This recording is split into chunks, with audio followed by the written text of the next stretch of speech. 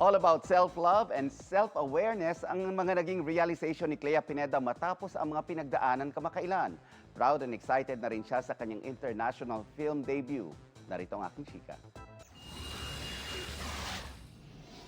Self-love, self-awareness at self-care. Hindi lang sa katawan, kundi pati na rin sa pag-iisip. Yan ang goal ni Kapuso star Clea Pineda ngayong 2026. At ngayong Marso na kanyang birth month, level up daw ang pagmamahal niya sa sarili para mas maging buo. Isa sa mga realizations ko after ng mga nangyari ng past few months, pagiging selfish, pagiging makasarili, hindi siya masama paminsan-minsan. Ako naman this time, para sa akin naman this time, para sa pamilya ko. Pero mas nangunguna sa akin yung, mas nangingibabaw yung para sa akin to.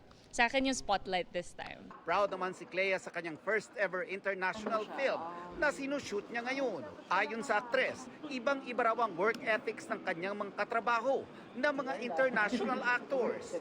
Marami raw siyang natutunan pagdating sa pagiging handa para sa shoot ng isang proyekto. Sobrang gaan sa set, sobrang nakascheduled lahat.